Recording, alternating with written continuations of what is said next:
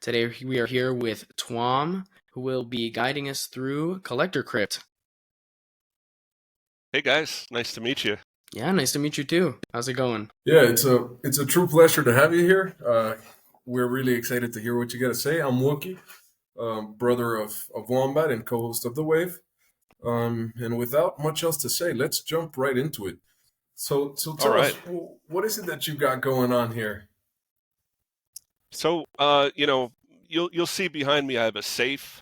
I also have this really ugly shelf with a lot of folders on it, and these are all full of collectible cards. So I've been collecting cards for like 30 years. I started off in the early 1990s, probably before you guys were born. And I focused mostly on Magic the Gathering back then. And I was a semi professional player, right? So I would go to tournaments. Like, this is when I'm like, 14, 15 years old. I go to tournaments, I'd win prizes, I'd do a lot of hustling, wheeling and dealing and trading. And eventually I built up quite a massive collection. And then I went to school and I said, this is stupid. I'm not going to do that anymore. And then after school, I said, oh man, I miss playing the game, and I still had some friends and that kind of stuff. And eventually I said, okay, let's dust some of this stuff off. And I was like, wow, these things are worth a lot of money. And so, I started doing my normal career, which I've been an entrepreneur for about 25 years in both software, high tech, and biotech. I've raised a little bit over $100 million, had a few exit for some of these things. And then with COVID, my interest in blockchain kind of maturing and that kind of stuff, I really felt that, hey, be a really good time to think about how we can solve some of the friction that's involved in trading cards. In the real world, I could talk about that, but can blockchain come in and solve some of these issues that I'm dealing with? Because, I looked around my collection one day and I said, okay, I have 10,000 individual cards that are each worth at least $100, right? So that's a million. I have a lot of cards, and then I said, okay, I'm going to start selling these on eBay, and I can't even tell you the nightmare that I had dealing with eBay. Um, it takes about 2 hours for me to go and list for sale each card and do the transaction and ship it and do all this kind of stuff. And then about 5% of the transactions were fraud, right? So somebody would come in and say, oh, you shipped me this card instead of this card. And I'd say, no, no, I didn't. That's not even the same package I shipped it in. And, all this kind of stuff. And eBay's just like, oh, I don't know, you guys figure it out. And so and then they charge you 13% transaction fees, which is crazy. And then you see like places like, Magic Eden, and you see OpenSea and some of these other marketplaces that are like, okay, trade these NFTs like crazy. It costs 2%. And it's like, well, can we do this for cards? And the answer apparently is yes. So that's what we're doing. Had to say that I just got to say that I can tell you have a lot of experience in this, and I can relate to that fact because Magic Eden, there was the whole royalty incident with Magic Eden and like Tensor and all these other marketplaces that were popping up like a while ago. I think it was a couple months ago, and that was definitely like a struggle, for power there. With some marketplaces going to 0% royalties, some marketplaces going like lower than they were before, and I think they ended up to like a point right now where it's kind of settled, but I can definitely tell that royalties are a big issue. And I never knew that it was 13% on eBay. I actually basically never used eBay in my life. So I found that pretty interesting. Yeah, so eBay is one of the cheaper places where you could sell cards in the real world. If you Huh. go to places like PWCC, or you go to Heritage or Golden, some of these places, like for the Golden auctions, Heritage, you're dealing with like 20% transaction fees. And then you think about like how does somebody actually like do this as a trader, right? Can you actually trade these things on these Web2 marketplaces? And the answer is no, you really can't. And eBay, just as one example, does around 40,000 card transactions per day. Each one they make 13% on, which is just unreal. They make so much money on this space. And I think eBay back in the 90s, they had a phenomenal innovation. Like, none of this would exist without eBay, right? But I think they've kind of, you know, fallen into that corporate trap to say, okay, we have this entrenched user base, we have a great platform, people are trading. How do we extract more value out of them? How do we make a bigger monopoly? How do we get more and more and more? And they didn't ever stop to think about, what is this doing to the collectibles ecosystem, right? And what we want to do is we want to say, okay, what is the minimal viable thing that we need to do in terms of charging the user to make the platform operate? And then let's just put that in the hands of the user, and let's build this whole new world on how to trade collectibles, how to trade Pokemon cards. I mean, you guys see that testimony last week with Gensler and the Pokemon stuff? Yeah, I saw that. That was just Hilarious. wild. I mean, it's this thing is coming, right? And if we're still trading cards on eBay at 13% transaction fees 10 years from now, I'm just gonna I'll eat the gorilla up there. It looks delicious. And I think you're definitely tackling a very similar market. NFT collectors, Pokemon cards, or Magic the Gathering card collectors are very similar in a lot of ways. Some of us did both or do both. I do want to ask you, so how are you tackling these frictions that we have in Web2 marketplace when it comes to royalties or fraud? How is the collector platform doing things differently? Yeah, so maybe I'll just start out by saying how the platform works. So what we are basically is we're kind of like an escrow function in the middle, but before you ever list your cards for sale or anything, you send us your cards, right? So right now you could go to our platform, click deposit cards, and let's say you have a box of Pokemon cards. Right now, we only do graded cards. So these are cards that have been authenticated by a professional grader. So like most high value stuff is graded. We are going to do raw cards eventually, but let's forget about that for now. So graded cards, you have 100 slabs of Pokemon, you drop them in a box, and you ship them into our platform. We work with professional third-party vaults, including PWCC, PSA Vault, as well as alt.xyz. These are 3 vaults that we work with. We have accounts with them. They get the cards in. They visually inspect them and authenticate them to make sure that, hey, are these cards real? Have they been tampered with? Is there damage, right? And then they go and they have really good card scanners, right? So the card scanner at PWCC is just a phenomenal piece of equipment. And it's a robotic scanner. It'll stick the card in, it'll rotate, it'll do a whole bunch of stuff and get such nice detail on the surface of the card and the quality of the card. So we get all those scans done. And once we get all of that metadata, we have the card, we have the scan, we know the card's been authenticated, we know the card is actually in a professional vault. PWCC has over $1 billion worth of cards in their vault right now, so it goes in with the rest of those cards. Once that's all done, then we mint an NFT for that card. And that NFT is basically your digital deed, right? And that goes into your account, and then you could go and list it on our marketplace. And then you could trade it on our marketplace for 2% fees. In contrast with eBay, the way it works, and this is a business card, but you take your card, you stick it on your table, you take your cell phone, you hit a button. If you're honest, you go and upload that scan to eBay. If you're dishonest, you first take that scan and put it into Photoshop, and you fix what's on the surface of the card. And then you go and list the card for sale, and then somebody could buy it, or you list it for auction, and you go through that process. And then at the end of that, you get paid, and then you go and you trust the person who's selling it to go and actually ship you the card.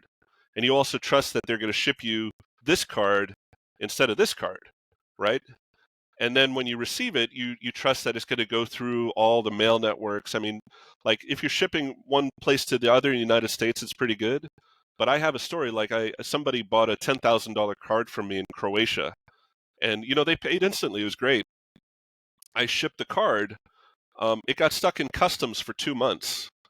And then the card got shipped back to me, and I go to the guy. I said, "Hey, I got the card back." I'm like, "Do you want it?" He said, "No, I'd already refunded him because it got stuck." And then eBay had charged me like $2,200.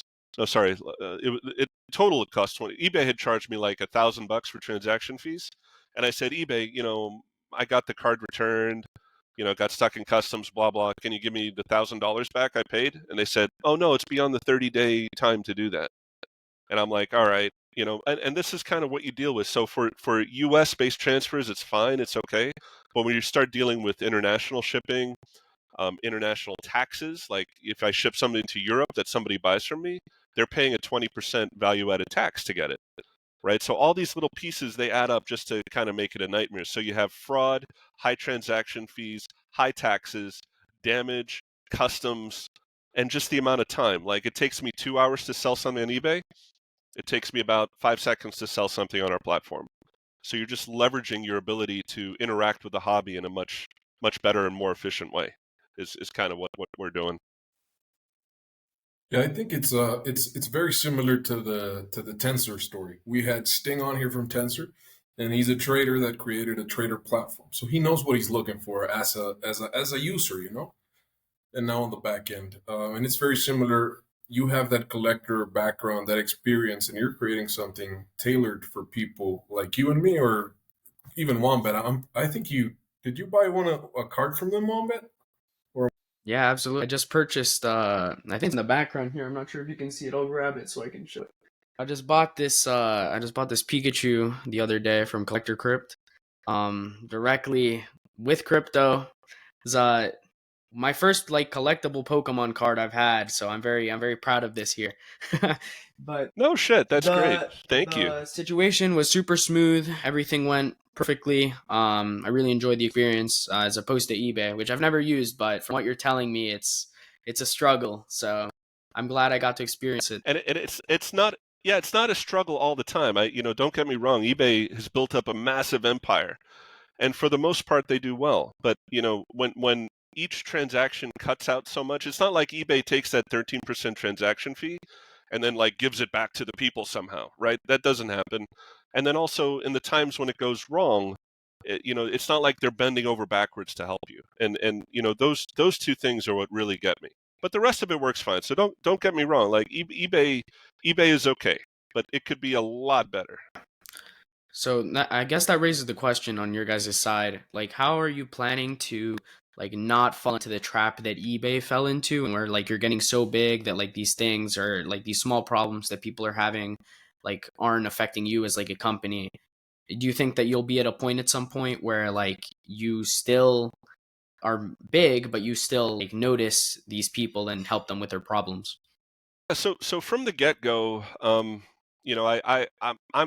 hooked into kind of the blockchain ethos pretty heavily, right? So from the get go, when we launched this platform, we wanted to make sure that the tokens that we generate for trade are fully compatible, right? So right now you could go and, if the marketplaces supported trading in USDC, and you can trade these cards in Sol right now, but you may not want to, right? Because let's say you list your Michael Jordan rookie card for $100,000 in Sol, and then FTX happens and Sol drops 50% or whatever, and then somebody buys your Michael Jordan rookie card for $50,000. You're going to say, "Oh man, I lost 50K on that," right? So we don't want to expose our users to that volatility.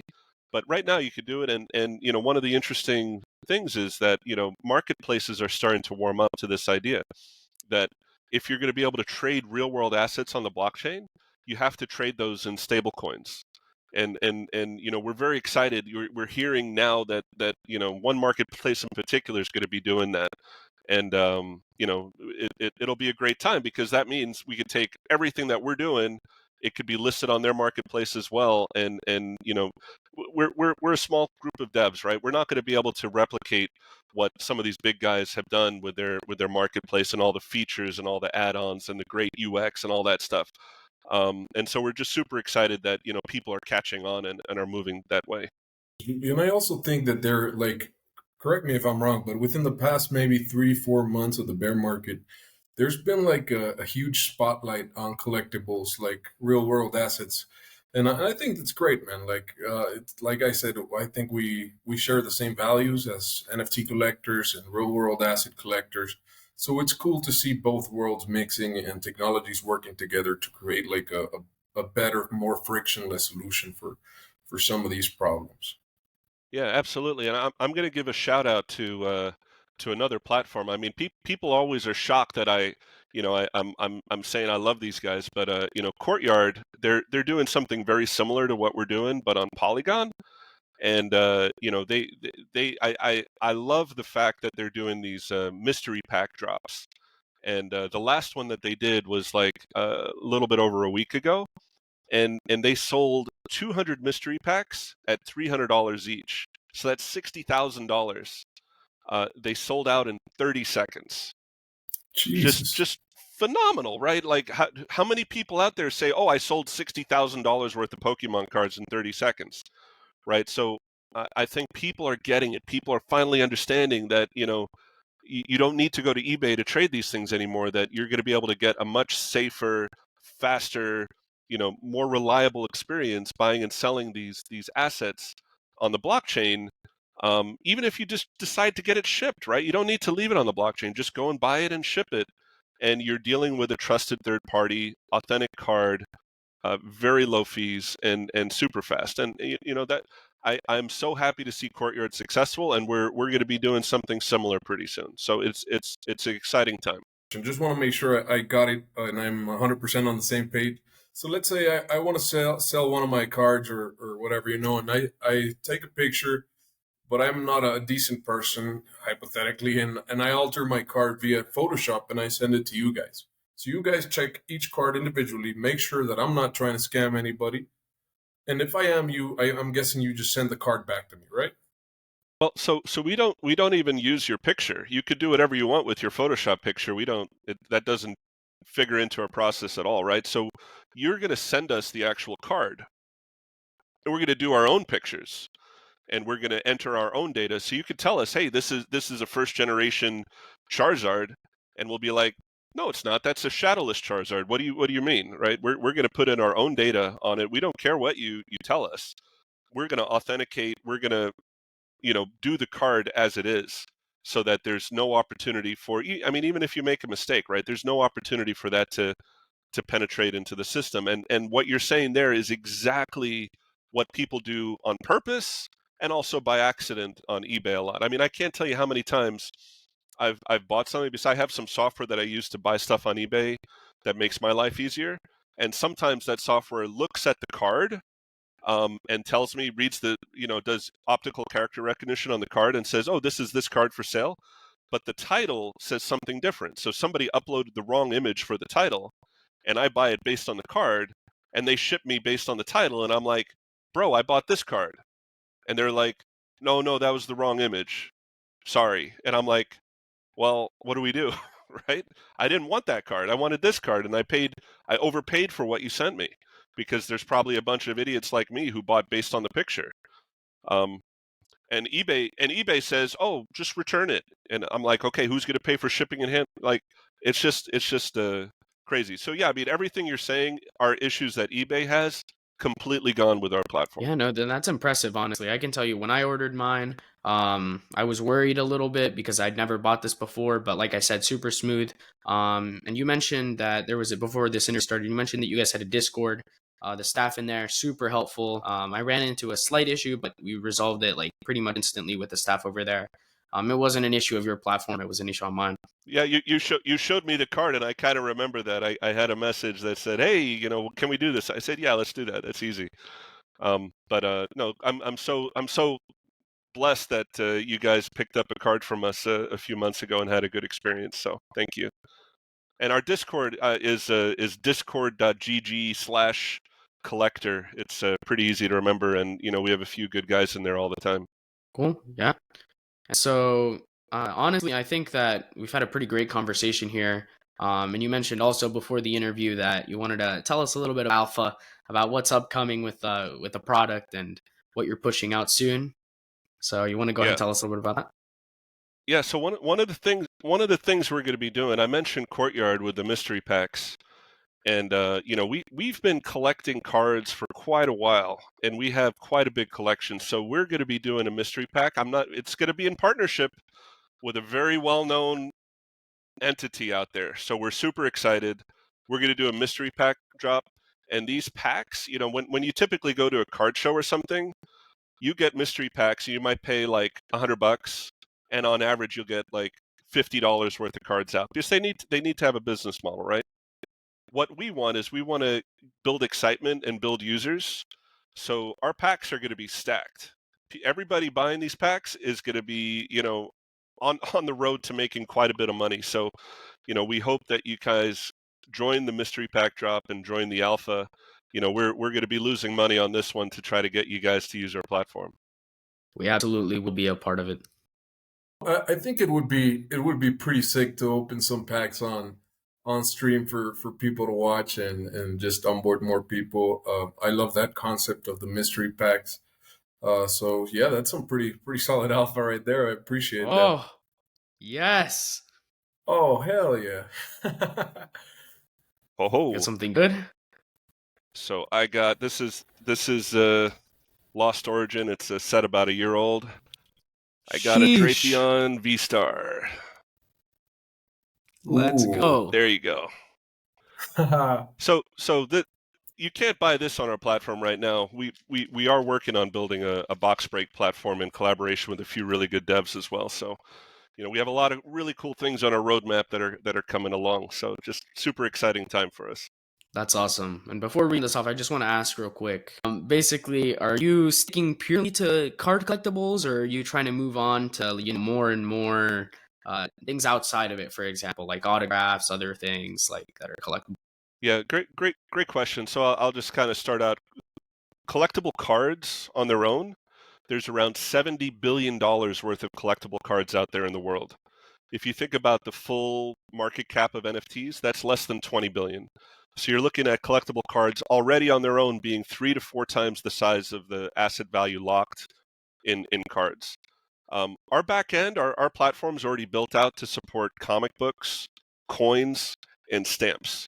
Right? We haven't been pushing that too much because we want to focus on cards for our launch, but that's going to come down the road. If you include those 4 asset classes together, that's $400 billion worth of assets, or over 20 times the size of the total NFT market. So, here we are excited about CryptoPunks and Bored Apes, and that we think that that's so big. But just can you imagine something that's 20 times as big? And that 400 billion is trading on outdated marketplaces with fraud that charge 13 to 20% on average for transactions. It's such a huge opportunity to bring this all on the blockchain. So it's if we can do this with cards, the sky's the limit for being able to bring these other assets on chain. Absolutely. Yeah, no, I couldn't agree more. And Wookie, you had one more question? So you've mentioned like how are you tackling all these Web 2 traditional issues, but what is your take on the royalties? How are the royalties looking on your platform, percentage wise? So what we do is, our platform, our marketplace, we charge a 1% transaction fee and a 1% royalty. And so, on our platform, you can't choose to have royalties or not, right? So you're always paying 2% on our platform. And we're using the traditional, Metaplex NFTs, right? So if it's traded on Magic Eden or another exchange, if they incorporate that button where you could say, oh, do I pay creator royalties or not? We might not be getting any royalties from that. But at the end of the day, if somebody wants to get the actual card shipped to them, they have to go through our platform to burn the NFT to get the card shipped, right? So it's not like we could cease to exist in that value chain. So for real world assets where you have a platform that's basically guaranteeing and managing the decentralized physical infrastructure to hold that asset, we always have that tie-in there. And if it becomes a problem, right now we charge a 2% fee to withdraw the card from the platform, and all of that goes to the vault because we need to pay them something. But let's say, for example, all the trading goes to Magic Eden, and for whatever reason, people don't want to pay the 1% to support the platform. What we could do is we could just kick up the fee to burn it on the back end. We will be so honored to have the NFT ecosystem trading it, and people buying and selling even with 0% fees are going to bring value to the platform because they're going to create liquidity. They're going to create opportunities for buying and selling. They're going to generate enthusiasm and buzz around what we're doing. And I have confidence with eBay out there charging 13%. If people are doing 2% on the blockchain, there's a lot of ways to go and monetize that. So we're in hyper growth mode where we'd love people to come and trade our stuff for free. Yeah, no, I'm super excited. I'm super excited for for the mystery packs that you guys mentioned specifically. I'm a big fan of opening packs in real life. Every once in a while I'm at like Walmart, Target, I pick up a Pokemon card pack and just pop it open for fun. So I'm super excited to see what you guys got there. And apart from that, yeah. Yeah. So yeah, and I should call them a mystery drop. It's not really a pack, right? So each pack is going to have one card in it. And on average, not everybody's going to make money on it because we need to put in some really nice big cards in there. But people will hopefully have a really good experience, and I guarantee you nobody's going to get wrecked. So it'll be a fun time. Man, I'm hyped. I might have to get more than one of those. Well, I don't know. It's going to be tough. I think we're going to try to beat Courtyard's record and mint these out in under 30 seconds. I mean, I hear around the table that Solana's a little bit faster at this kind of stuff. So we'll see if we can beat Polygon at it. We'll see. I think we're Not trying to throw shade, but faster. not even. All right. Well, if there's anything else you'd like to add before we wrap it up here, feel free. If not, well, that'll be it. Yeah, sure. So, you can find me personally on Twitter. I'm at Tuom Halberg, just one word, and then our platform is at collector_crypt on Twitter, and then of course I mentioned discord.gg/collector to find us on there. And thank you so much. We're happy to. We're still small. Anybody who wants to talk to me, just reach out. I'm happy to spend some time answering any questions you have. Thank you. Well, thank you for being here. Thanks We for doing this with definitely us. appreciate your time.